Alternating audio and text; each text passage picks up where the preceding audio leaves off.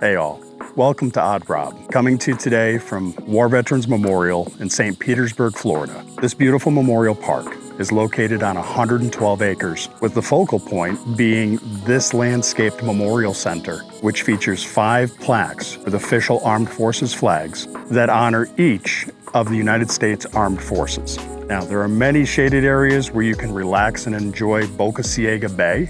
There's also a nature trail, a boat ramp with fees, 5 shelters with grills, and kayak rentals.